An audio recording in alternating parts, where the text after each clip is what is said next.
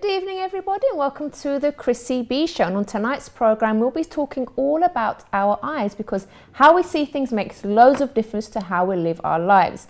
And we'll also be showing you a video of an eye examination with a difference. We visited an iridologist, and your eyes can say a lot more about you than you think, revealing all sorts of health issues and maybe even personality traits. So that'll be a very interesting video a bit later on. And my guests tonight include a young lady who used to be very negative but now sees things in a completely different way. And we also have, let me get the other guest because that's wrong on there. It's Hannah Richards, actually. Hannah Richards from Move 360 Clinic, and she's going to be telling us all about our health, what kind of things we can eat that will boost our mood, and what foods to actually avoid as well, because that's also very, very important. But first of all, let's speak to the lovely Bianca. Hello, Hello, my darling. Hello, how are you? I'm very well. How are you? Good, I'm doing well, thank you. Are you a positive person, would you say? I think Yeah. you're quite positive. Yeah, positive, yeah. I don't know why, but I'm just a positive person. I can't tell you why. I don't know. How do you see the world? In a very positive, sometimes positive way. Obviously, you can't see it always in a positive way, because that would be very naive. But I think when I was in my teens, I used to see things in a lot of things in a positive way. I think the way I was brought up, I was sort of like... Really? In your teens? That's normally a time when things don't go so well for most people. It wasn't until I think I went to uni then I realised like there's a lot more like sort of like things that you learn when you get older about things, and things aren't all perfect and not everyone's really nice sort of thing. But I grew up like that because I think I was sort of like so protected by my parents and like my mum. I think it's a bit different in Wales as well though. What do you mean? Well, compared to London, really sometimes friendly. people like, people in Wales are like, they're are so friendly, friendly. You've got to they? go to Wales. If you haven't been, you've got to go. It's a really nice I'm going to place. go and visit Bianca's Yes. grandmother one day. My I'm trying to nan sort it out wants to do you. some filming there, to go and have the traditional Welsh Yes. tea. I'm so excited, but I don't know if we can And go the yet. Welsh cakes. Yes, I'm so excited about She would that. love that. She'll put in a lovely spread for you, Chris. I'd love to go. But enough about that. So before we talk about the news, let's take a look at this clip to see the highlights of the Chrissy B Show this week. Hello and welcome to Chrissy B's Catch Up. So we're going to be giving you highlights of the week and what's coming up. Yes, and if you want to call us live on the show, you can on 0207 686 6300. Or you can even tweet us at Chrissy B Show, or check out our Facebook, which is the Chrissy B Show. Or even you can go on our website as well, Which is chrissybshow.tv. Yes. So what's been happening this week then? So on Wednesday we had our shyness show. So would you say you're a shy person, Babs? Some days perhaps, but usually not. Yeah. Well, you seem like a very confident person, but if you are shy and you feel like shyness is holding you back from maybe finding a partner or even with work issues, you can find out how to combat that shyness on our show, and it's on our YouTube, which is the Chrissy B Show. So this week, video-wise, we filmed some acting sketches, which was very fun. I did it with you. Yes. And that was actually, you know, to show all different types of shyness. So you must check that out, which is also on the YouTube channel in the show. Okay, let's, I'll tell you what, we'll get the menu when the guy comes over, and then we'll decide something that we both want, yeah? Okay. Is that all right? Yeah, it's fine. Okay, no problem. Is there anything you want to ask me? Not too personal, obviously, but, you know.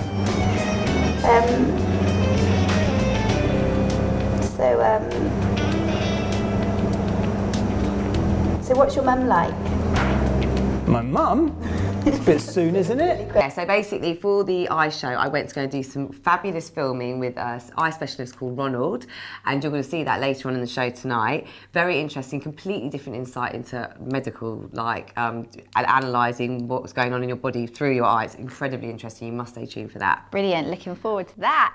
And coming up next week, so on Monday we've got bank holiday, so we're going to be giving you the chance to watch back our Grab an Opportunity show and What's the Harm in Trying. We had Britain's Got Talent semi-finalist The Zimmers performing on the show.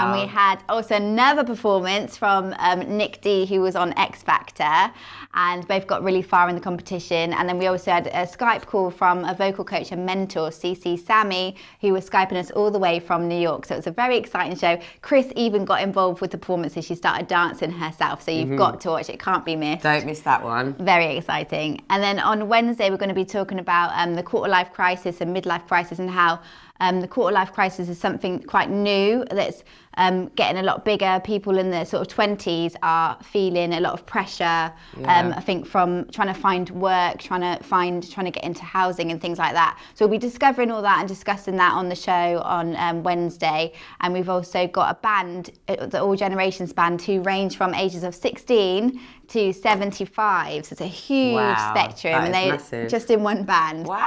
So they're going to be talking all about that on Wednesday, and sort of like inspiring our viewers, showing us that no matter what age you are, whatever stage of life you are, you can do the things that you enjoy as well. So it's not too late, basically. So if you are somebody who feels as though you're missing out, you don't know what's going on in your life, and maybe you are going through a midlife crisis or a quarter life crisis, then this is going to be the program for you to help you overcome that and enjoy life, basically. Yes.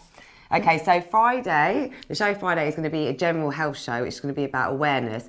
We're going to have a medical expert from Harley Street in the studio there to answer your questions. So call in on 0207 686 6300 for that show next Friday. Again, you can always check us out on our website, which is chrissybshow.tv.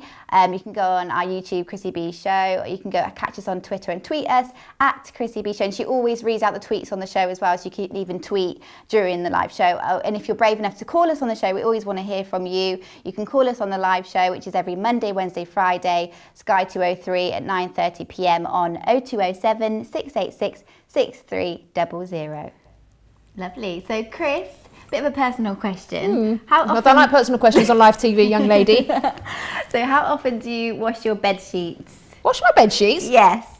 Every Saturday. This is going somewhere, by the way. It's not just a random question. It's going somewhere. I do them every Saturday. Every Saturday? Yeah. That's very good. I do mine probably like every 2 weeks. 2 weeks? Yeah. That's quite nasty. long, isn't it? Well, if you think that's nasty, Chris.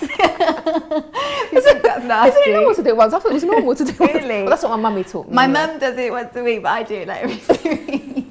Because time goes so quickly. She said that on live TV. No, but Chris, time goes so quickly. I lose track. I've got to be honest. It is about every 2 weeks. Oh, I love her honesty. So anyway, we should ask our guests when they come on. Yeah, we've definitely got to ask. I don't want to be the only one getting this. They got to ask. Definitely ask them. So anyway, making me feel a little bit better. New studies show that single men wash their bed sheets only 4 times a year. So that's once every 3 months. That's so you thought I was bad. Disgusting. Oh my god. Once every 3 months. So. Oh my god! Imagine all the. I know. Stink. Sorry. All the dust mites and stuff. Not only the dust mites. God, just everything else. To think what it is. And women apparently, so on average, change their linen every 2.5 weeks. So I'm better than most women, Chris. Or 26 times a year. And those who wash their sheets once a week were mostly aged between 35 and 50. Oh, that's me. And people in relationships change their bed sheets most frequently every 2 weeks. But also men, and so in a relationship, men are still the ones that don't wash it very often. So women usually take up to wash the sheets, and about 81% of women wash the bed sheets, and men don't in a relationship. I don't really understand how anyone can actually physically sleep in a bed that's really dirty. Because don't you get itchy? Like this must be so uncomfortable. There's nothing better than lovely fresh sheets. I know. I love the smell. I love it, and I wish I could wash them every day, but I can't. Gosh. Time. And Chris, also this could have happened to you actually. I don't know if I should tell you this next story. So a woman dislocated her jaw from eating a triple decker burger. So I don't know if I should have told Chris that, because she did do a recent sort of challenge. So Nicola says, when are we showing that? Is that next week? It's a week after next week. You're going to tell me off now, aren't you? Nicola. You don't do this research before you just send me on these challenges, do you? This news story came out after I organised it. Oh, right, okay. So she says, I couldn't open my mouth fully and it felt like I had cramp in my tongue. Then I started to get an earache and headache. And she said the next morning I felt really, really ill and the whole side of her head was hurting. Then it started to feel it in her jaw. And she said the minute it went back into place, they had to lock it back into place. She said it felt like turning a tap off in my head. All the tension went. Poor thing. Well, it's not rocket science, is it? I mean, when I tried to eat the burger, I just took it apart and I just used a knife and fork to do it. You don't try and open your mouth that wide. Of course you're going to dislocate something. Yeah, I don't know I think your burger was bigger than hers. I know. It was huge. It was like this, wasn't it? It was really, massive. How can you get your mouth around that? Exactly. So she tried and failed. So a spokeswoman for the restaurant said that this is shocking, they would happily have her back to enjoy a burger on us on the house. And she said we'd recommend something a little bit more manageable. But I don't think she's really going to want to go back, do you? Well, the thing, it wasn't their fault, was it? No, it's not their fault. But you know the size of your mouth and how far you can stretch it. Yeah. So you can't really blame the restaurant for that. It's not her fault. But I think she's probably scarred for life now because of that, isn't she? She's not going to want to go back there. I'll give her a lesson how to eat a 3-tier burger. Yeah, come and see Chris. She'll help you. Have we got time for one more? Yeah, one more. So sticking with food, this is really funny. So fast food just got a little bit faster with a vending machine that has now been created in Belgium to produce hot chips in 90 seconds. So from a vending machine, Chris. I know. It doesn't sound very appealing, does it? What do you think? Would you how? How would they...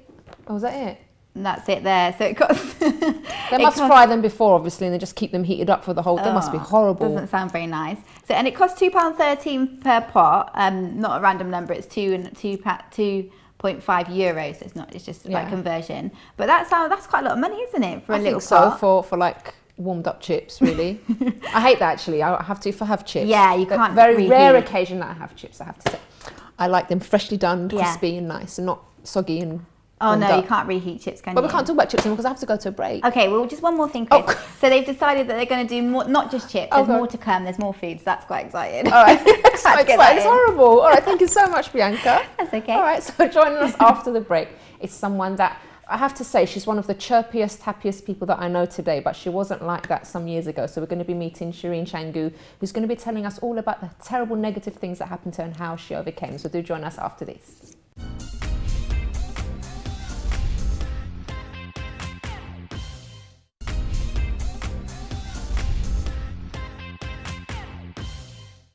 Welcome back to our show titled It's All in Your Eyes. Now, Barbara went to visit an iridologist who revealed a lot more about our eyes than we thought humanly possible, actually, all about health as well. So let's take a look at this and see what you think. Today I've come down to a clinic in East London to speak to eye specialist Ronald Delary Simpson. Now there's a saying that the eyes are the window to the soul. This man believes that eyes are a window to a lot more. Let's go and talk to him. So Ronald, you actually believe that the eyes can reveal a lot more than maybe the average person knows. Can you tell us a little bit more about this? Yeah, absolutely. In 1976, I'd already done nutrition studies for about 14 years, and I came across a senior chiropractor in Adelaide, and he was an amazing man. Before he actually checked my back, he looked at my eyes. And he looked in this window, this chart, and he looked at my eyes again 4 or 5 minutes, and then he adjusted my back. And at the end of it, I said to him, "What is it you've done? You're a chiropractor. What is it you're doing looking at eyes?" He said, "It's iridology." I went, "What is that?" And he said, "It's the art of reading the eyes and seeing what's going on inside the body." And since then, I've done 34 years of study on the science of iridology, and now we call it, it's so advanced now, we call it wellness iridology. Because I use iridology, the wellness iridology, to find out what's going inside the body, whether it's acute, subacute, chronic, or degenerative. From these, I can tell which organs suffer from which state. So I was here before and I've had a week of detoxification with some supplements that you gave me. So now we're going to take a picture of my eye again and we can compare and see if there's any sort of difference. Will you talk us through what we're going to do? Of course. What we do, of course, it's only been a week, so there might not be show a lot of difference. It usually takes 3 weeks to a month, right? We'll take a shot, we'll compare. This is quite surprising because normally it takes 3 weeks to 4 weeks for the eye to show a different colour. Now, the way it works is quite phenomenal. As the body cleans up through deep tissue detoxification, as the body cleans up, it takes about 2 months to 6 months to even 2 years, depending on how toxic the person is. And then the colour here in the transverse column changes. And the idea is to get this colour down to this colour. So that eventually, what I'm hoping to do with you is that to take you from having this orange colour here from here to here, all the way through being greenish, green hazel, then we will know you'll be in much better condition. So once we've done that, you're going to feel about 40 to 50% more energetic because you'll have a lot more energy. Because this is actually stopping you from being energetic. That was taken 11 o'clock at night, and she was about 40 odd, 40 to 45, and so you can see the capillaries are heavily irritated. Yeah.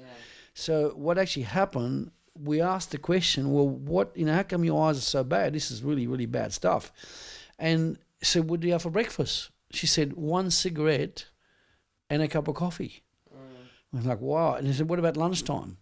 Cigarette and a cup of coffee. What about dinner time?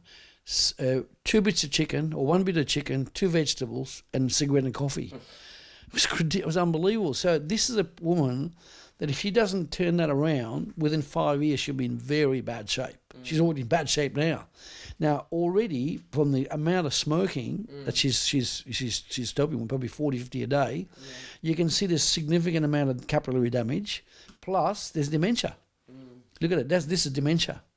And it also means that the brain's really losing focus. And you can see from the toxicity from the what I call it lacunas, which are like deep pits, you can see the whole body's breaking down. There's the lungs breaking down, the liver's breaking down, the kidneys are breaking down, right, and so on and so on.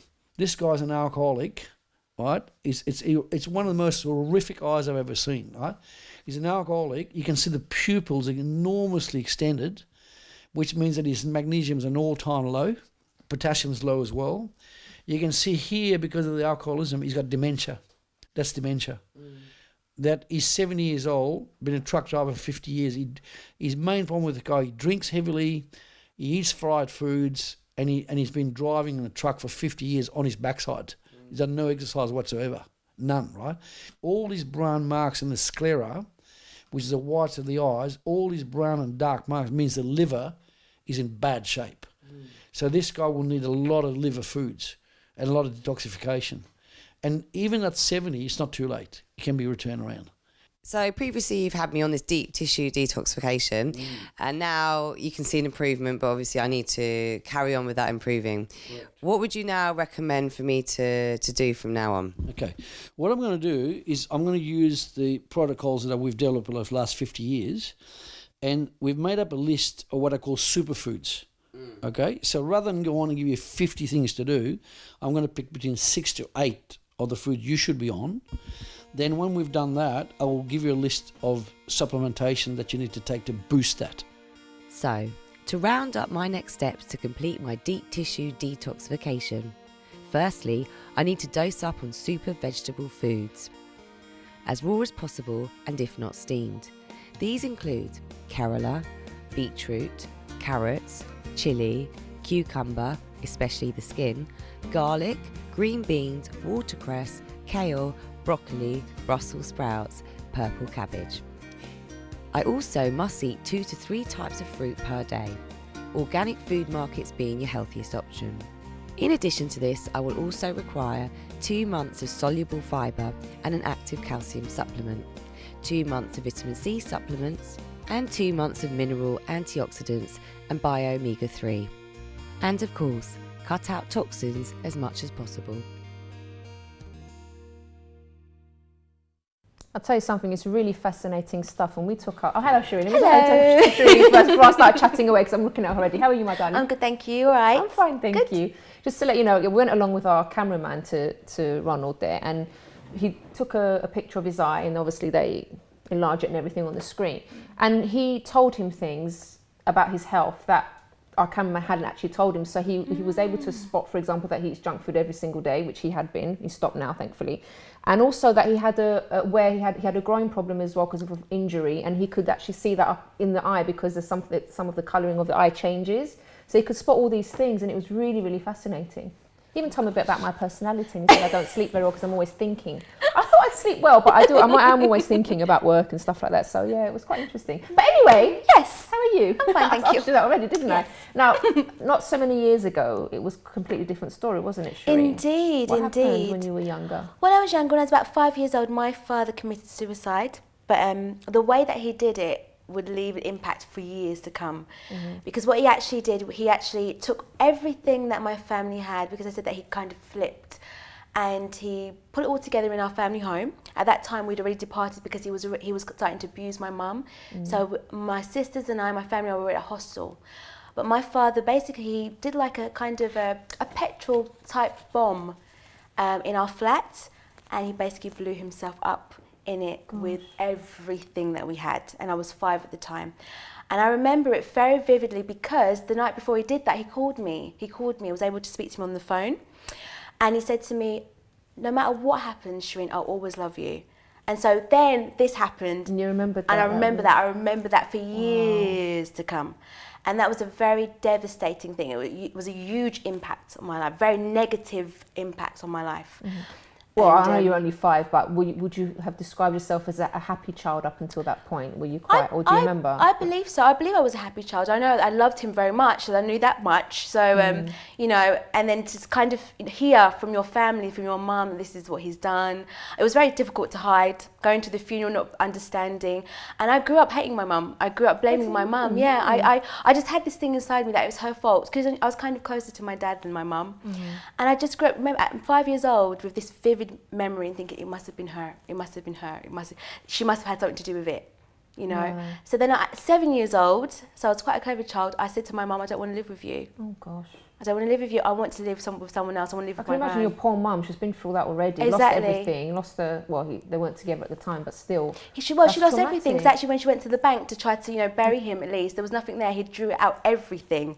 So my mum was penniless with 3 small children, homeless. And then her 7-year-old doesn't want to talk to her anymore. 2 years later, I didn't want to have anything to do with her. I wanted to be out of her presence.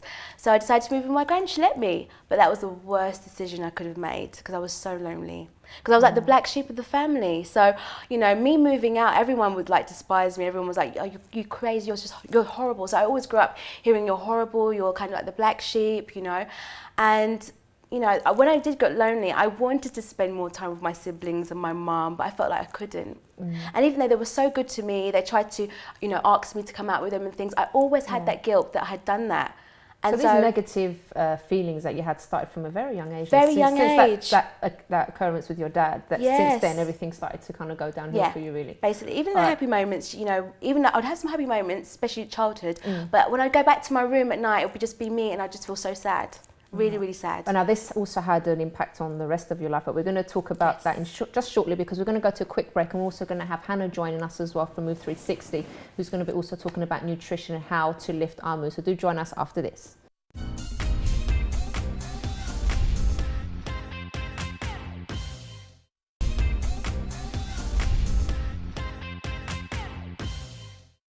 Welcome back to the show. Now, before the break, we were getting into Shireen's story, a terrible past that you had when your father basically blew himself up and all your belongings, your family's belongings, and then you got very negative after that. But we also have next to you the lovely Hannah Richards back with us. Hello. Hello, Hannah. How are you? Good, thank you. Thank you for having me back on. Oh, it's a pleasure to have you back on. And you're going to also be telling us a bit later on as well. We're going to hear a bit more of Shireen's story, but also going to be telling us about the kind of food we can eat also to maybe lift our mood and for us to look at things in a more positive way as well. Absolutely, yeah. Sure. Yeah? Okay then. So Shireen, tell us a bit more about your story. So how did it affect you growing up, this incident that happened in your childhood? Do you know what? I used to always, I had such a bad opinion of myself. And it's the worst thing when you grow up and you just hate yourself. You know, no matter how people say, oh, you're beautiful, you're a nice person, and you seem like you're such a nice person. When I'd go home at night time and I'd be by myself, I'd hate who I was. I didn't want to live. I really thought my life was pointless. Wow, you didn't want to live? Yeah, I didn't want to live. I just wish I could start again. I just felt like everything just started wrong. I made really bad decisions from a young age. You know, I always regretted already that I made the decision to move out from my parents' house. And still, you kind of beat yourself up, you know, as you grow up, especially as a teenager. You get into your teens, I was kind of on my own, and I was developing, and all these things were happening to my body and myself, and my mind was changing, and I just felt so alone. Even though I had so many people around me, I didn't feel I deserved to have their attention. So I kind of was a little bit of a victim, you know, of myself. And even going to school, even though I had, you know, some good friends, again, when I get home and I look in the mirror, I would just hate who I would see.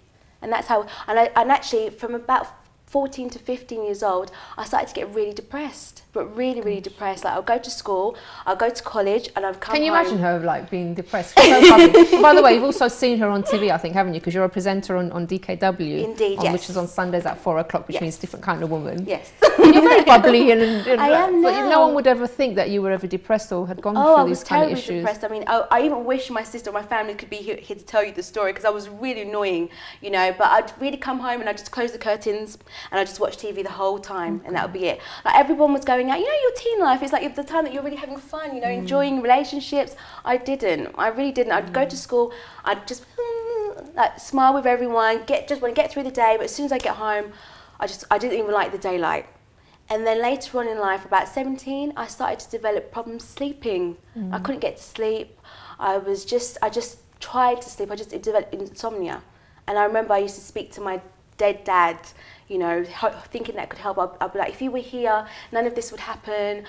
This would never have happened if it wasn't for you doing what you did. Why did you do what you did? Go to his grave, always be talking to him. Trying to find answers everywhere, but feeling really low all the time. And I just thought, is this what life is going to be like? And, you know, my friends... Did you see anything positive at that point, or was it everything negative for you? No, I can't be... I have to be honest with you. Most of my life was negative, but there were fun times. Of course, you'll have times that you laugh and you joke, but generally, I was quite a negative person. And even so much so that if you know in Happy New, you know when it's New Year's time, everyone's Happy New Year. I'd be saying Happy New Year, but I'd be thinking someone in my family's gonna die this year. Oh gosh. That's how bad it was. Even I'm saying now, I can't believe it. It's like, it's not me. I can't believe this was me. But that's how I was. I used to start the year thinking, oh my gosh, I'm gonna lose someone this year. I'm gonna lose Did you, someone or was this it year. just in your head? No, I never did. And that's the thing. I just always had this negative outlook on life. This is bound to happen. I'm never going to find someone who likes me. I'm never going to find someone who cares for me. I'm never going to do well. So if I did do well, I'd be like, okay, great. But I still would have this. I won't get into university. Then I would get into university. But then the next thing, I'd always have this negative tone in my life. I never thought that. So your case is quite unusual, because normally when people sort of say, I'll never do this, I'll never do that, generally they don't, because they just project this negativity to other people as well. But somehow you managed to sort of the thing is, I was get very good at places. pretending. I was so good at pretending, and I think that a lot of people do that, especially in the UK. They pretend a lot, and you're kind of taught it, even from the media and, you know, society kind of teaches you to not tell people what's really going on, because actually, who wants to know about what's really going on? Because no one else seems to have this problem. It's kind of like you're on your own. Yeah, I remember doing that. It's like you're by yourself. You're like the alien. You're the only one that's going, because everyone else seems happy. No one else seems to have this issue. So you really must have the issue. So I'd pretend a lot. Like I said, I'd go to school, I'd smile, but I couldn't wait to get home and just be like, you know what I mean? It was like that such must an have been effort. a hard act to keep up. It was really hard, and sometimes I didn't keep it up. Sometimes there were tears, sometimes there were breakdowns where people would see. But generally, I would put the mask on again and get on with life, because you have to. But deep down, I knew I didn't love myself and I wasn't happy. Worst moment? The worst moment, I think, it had to be in my teens, when I came to the realisation that I just didn't want to live anymore. And my mum had attempted suicide twice. Your mum? Yeah. And she was in another country. And when I got that phone call from my sister that she had done that, I really, because by that time I'd patched up my relationship with her, I was getting closer to her. And to hear that she had tried to do that, it broke me into pieces. I thought, oh, you're going to leave me orphan now? Are you going to leave me an orphan? Am I going to be alone? Like, the only one that seems to really care for me now, she was like my best friend. She was like the closest friend. And now she's trying to take her life. Oh my gosh. I think that was the worst point. I just thought, gosh, this life is just not worth living. But Shireen, you managed to turn your life around. You I got did, help yes. from a place. I You did, got yes. counselling. Everything turned around for you, and you're not like that anymore. But you're going to tell us about it in just a moment, because I want to speak to Hannah a little bit as well. Plus, we're going to talk about your love life after the break. Oh, We're good. going to talk about a love school very shortly. But let's speak to Hannah first. So Hannah, I know you obviously get clients coming to you as well that do have emotional issues and stuff. Yeah. But you also try to treat people through nutrition as well, don't you? Obviously, in this case, it was a very deep-seated emotional issue that she was going through, that she needed help with. But tell us about some of the clients that come to you, the kind of sort of issues that they might have, and how you help them. Well, I see people for a huge range of things, through to wanting to lose weight, to gain weight, whether they're suffering with IBS, that umbrella of IBS symptoms, constipation, diarrhea, ulcerative colitis, Crohn's disease, things like that. And some of the symptoms that they come with seem to be very obvious, but actually some of the things we end up working on can be much more emotional. Because there's that whole holistic view of the body, the chemical, physical and mental, and you've got to put it all together, and having that emotional, positive attitude to it all. You have to come with that attitude almost to want to fix the things that have got so bad that they've got to that place where you want to change them. So the positive attitude is one of the most important things to have when you want to fix your health. Okay. Now let's say like a person comes to you that doesn't really have any issues in their life. They're okay, good family, they're not depressed in any way, but they just want to, or maybe they're just feeling a bit low and they want to lift their mood. What would you recommend, like the kind of food that they could eat, things like that? So I'd obviously have a look at what they were doing in terms of their food to start with, and then the biggest mood enhancer is protein. In Greek it means of primary importance, and a lot of people forget that protein is one of the biggest building blocks for a positive attitude. I didn't know that. Yeah. So protein followed by fat, followed by carbohydrates. So protein, chicken, egg. All those flesh, anything with a pair of eyes. Okay, let's put it another way. Yeah, everything with a pair of eyes. Goat, chicken, fish, cow. But yeah, your dairy products are all proteins as well. And fats always come with your proteins, hugely important. You know, a fat is the stuff that makes stuff taste good. You take the fat out of it, it doesn't taste too good anymore. So maybe we need another cake or another low-fat product to feel satisfied and feel like we've actually had a treat. So if you keep the fat in stuff, you're more likely to eat less. So it's not good to have low-fat stuff then? No. So I keep having arguments with my friends about this. I tell them, don't eat low-fat spread, because first of all, it just tastes horrible. Yeah. And it's not good for you. And they're like, but we can't eat full fat stuff. But you can, because I've had people on before that tell me this, and it took me a while to kind of get it. But it makes sense because it's more natural that way. Absolutely. And when it's low fat, it's not natural anymore, and the body doesn't know what to do with it. Yeah, it doesn't know how to digest it. So the more processes. You're going to be eating butter from now on, Shireen. Yeah, Right, butter anyway. Sensible. That's why you're positive, right? So positive, so like fatty food. Yeah, and fat makes us happy. Yeah. You know, if you go back to, if you ask your grandmother and her grandmother how they used to cook and what they used to use to heat food up, they'd use lard and beef dripping and bacon fat and all these things. And their waists, look at people in the 1950s, their waists were like this.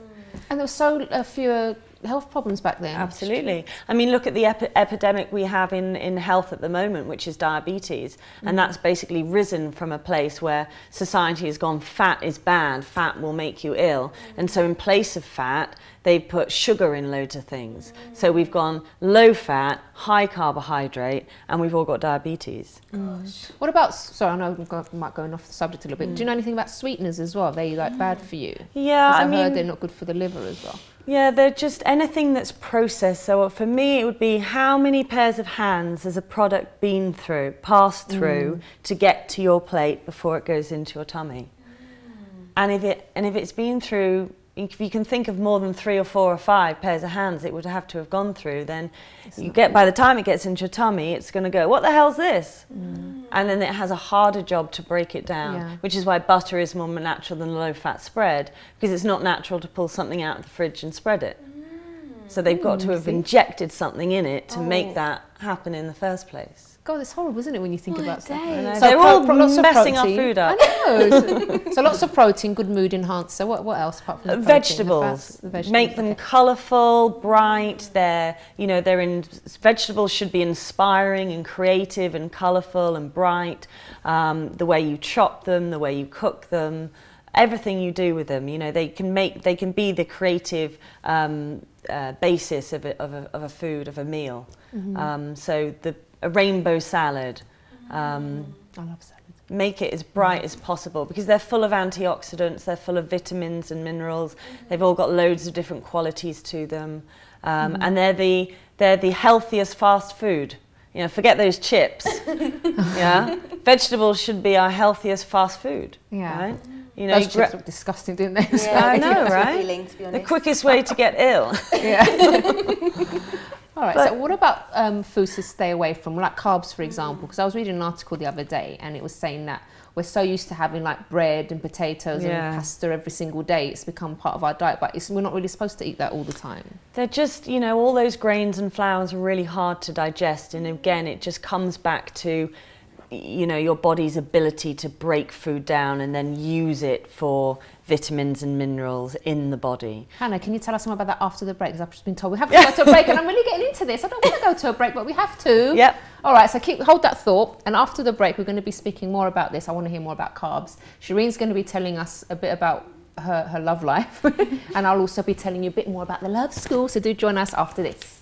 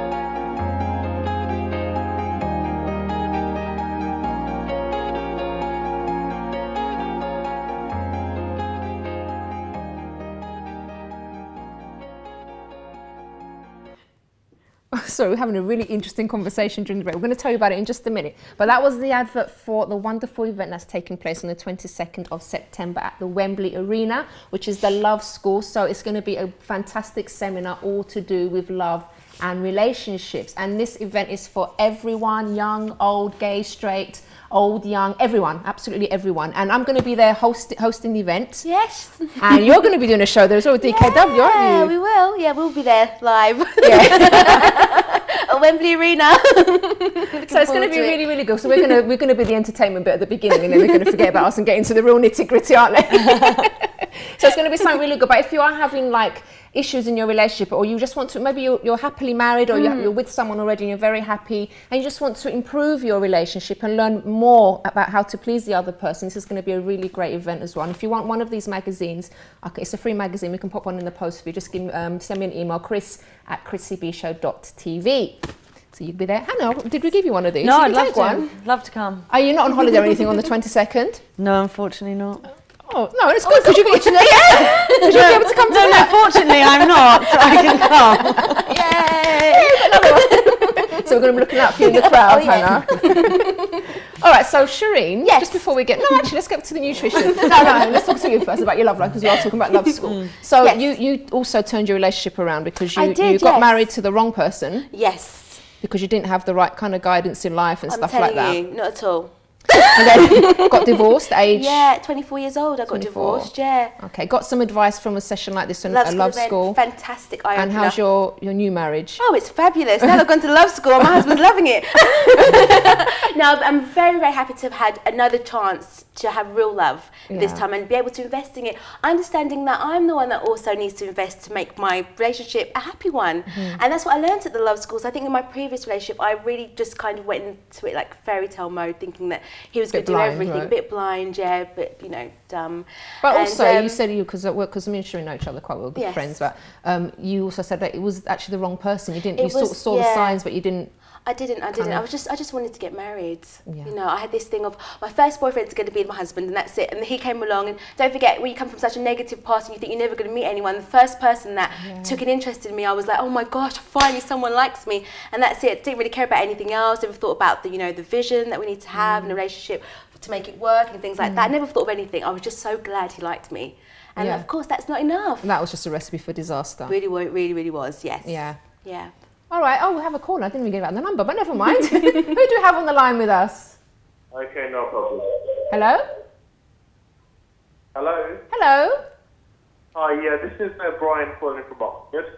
Hello, Brian from Oxford. How are you? I'm okay. How are you doing? I'm very well, thank you. Did you have something to share with us? Yes, I do. We're talking about. Okay, I'm new to the show basically. I just want to find out what's the show about. Sorry, can you say that again? What's the Chrissy show about? The Chrissy show? Which show? What's the Chrissy show about? What's the Chrissy show? The Chrissy show. The Chrissy B Show. Oh, your show. What is it all about, you say? It's the show that you're watching right now. I'm Chrissy B, and the show is all about promoting happiness. Did you catch it from the beginning? I understand that. No, I didn't. I was just about to touch a friend of mine said to Do you know that you're live on TV right now? said to me that. All right, okay. Oh well, first time viewer. Nice to talk to you, Brian from Oxford. Okay, anyway, what were you saying, Shireen? We're just talking about my love life. I was Yeah. able to turn around through the Love School event, which is a fabulous event. Can't wait to go there on September the 22nd and learn the next part. Yeah, you know, definitely. investing in your love life is something that's, you know, forever. Yeah, You know, so definitely. Because that's the thing. Some people become a bit like complacent. And they think, oh, I've been married for ages, I've been in this relationship for ages, we've lived together for a long time, and nothing can go wrong. Things can always go wrong if we don't look out and we don't invest. Very true, and not only that, there isn't really anything out there talking to you about love, is there? It's only the movies and, you know, what your EastEnders and things like that. Where'd you learn Not the about greatest love, example you know of what I mean? relationships. True, but where'd you get it from? Either your parents or Yeah, the TV, yeah. isn't it? But a school like this is so different, it's so Yeah. unique, and it's the right laugh because you do see things inside there that, you know, that no one ever talks about. It's about relationships, and they do, and you realise that, oh my gosh, that does happen to other couples too. It's not just me. Okay, great. And this is how you can do it. You can sort it out this way. All right, I never thought of it that way. It's all kind of, Okay. you know, knowing different kinds of tips, which is lovely. All right, well, I look Which is forward you. to being on the stage with you. You too. So Hannah, we were having the most fascinating conversation. Everyone got involved. We had people from the control room here asking Hannah questions. And we really love Hannah right now because she's Yes, told we us some do. amazing things, haven't you? Do you want to reveal some of what you said to us? We can eat fat. Yes, that's what she said. That was Yeah. the main thing, Hannah. I said that you can eat fat. And You can full eat fat. cream milk. Full cream, yeah. The reason you can eat fat is because fat makes us happy. And everyone suddenly got really happy when you all learned that you could eat fat. But fat, so dairy products, for example, you've got your full fat, semi-skimmed, skimmed, and then even 2% now. Something crazy like that, right? Yeah, I've seen those. So the less fat something's got in, the more process it's been through to get to that state in the first place. The less goodness it's got in it, the less enzymes, the good bacterias, all those things. So it's not doing what it says on the label. You know, you're more likely to have maybe 2 or 3 bowls of cereal because the milk hasn't satisfied you, maybe. A low-fat cake, for example. You might buy 3 chocolate eclairs that are low fat and you think, oh well, I'll have another one because it's low fat. I had a friend that did that. She used to sit there with like low-fat crisps, supposedly, and she used to eat 4 packs at a time. Exactly. Well, they've only got 90 calories in Kind them. of like, you know, defeats the whole object of it. It's all how you see things, isn't it? Stick to the basics, you know, stick to the basics of, you know, where food has come from. Has it come from protein from an animal or a fish? Is it a carbohydrate, which can be vegetables as well, and fruit? They've come from a natural place. You've picked them from the tree. You've picked them up from the ground. The more processed foods we have that can stay on those shelves for a long amount of time, they're going to decrease our moods. They're going to make us a bit more depressed because there's no life force in those foods. There's no energy. Yeah. Gosh. They've been. So we're talking about bread as well during the break, and you're saying Yeah. like, you know, the bread that stays on the shelf for like 2-3 days, it must have something done to it. Exactly. And it's better to buy sort of bread from a bakery that's not been treated or. Absolutely, yeah. So there's always, with everything, I would say it's about, you know, what you're doing and what's the next step you can take to make that just a bit better. And it's just an incremental process of improving your health. So you might start all the way back here, and you can improve it, and you might see someone else as having a really healthy diet, but it's all individual to them. So what works for you isn't going to work for me, what works for me isn't going to work for you. So there's always another step you can take to improve your health based on how you feel. And just before we finish, Hannah, as well, any like foods that you would say, you know, stay away from these because they're going to just make you think negatively, look at things negatively, any like really bad culprits, I would say? Just be wary of sell-by dates and how long you can keep something in your fridge or on your shelf. You know, that's a big telltale sign. If you're getting your vegetables from cans and frozen packets, then maybe you want to take a trip down to the farmer's market and get some really bright coloured, vibrant vegetables that will lift your mood, will create creativity in the kitchen. You can cook with your children, with your husband, with whoever, and make some really vibrant dishes and increase your mood at the same time. Gives you all the antioxidants. Vegetables are great for preventing a huge amount of degenerative disease, cancers. So you need to get huge amounts of vegetables into your diet, over fruit, I would say, as well, to be really happy. Okay. Yeah. Alrighty, thank you so much, Hannah. Thank you, Shireen. Thank you. You've reached the end of the show. It's just gone flown by again. But, you know, like I think we've covered sort of everything really to do with how we're seeing things positively or negatively. And so it could be diet, it could be the things that we're eating. Obviously, there are people that just feel low, they don't have any deep-seated issues, and they start to feel low because of the way they're living their life and because they're not eating healthily. They think they're eating the right stuff, but really they're not. So always get advice on that as well. And also, in Shireen's case, something that happened in her childhood completely changed her mood and the way she looked at herself and other people even. Yeah, but she also managed to turn that around. And if you want to speak to either of our guests tonight, you can visit the website chrissybshow.tv to get more information about our guests. And Shireen, if people want to speak to you maybe about in more detail about your story and they things that happened to you, yeah, is it okay to forward the emails to of you? course you can, of course, yeah. Because I know sometimes people have a lot of issues that they've been through and they can't really sort of maybe don't feel like opening up, but maybe they've identified with your story. That'd be absolutely fantastic. I would love to talk to them. Okay, that's lovely. Wonderful. So you can do email me on chris@chrissybshow.tv and I shall forward that to you. And we're all going to be eating butter from now on. Indeed. And full-fat milk. Butter on our Welsh cakes. Yeah, I think I'll take you guys to Wales as well. To see Bianca's grandmother. That would be fantastic. All right, guys, we have reached the end of the show. And it's a bank holiday weekend, isn't it? So also have a wonderful, wonderful weekend. And we'll see you again next time on the Chrissy B Show. Bye-bye for now.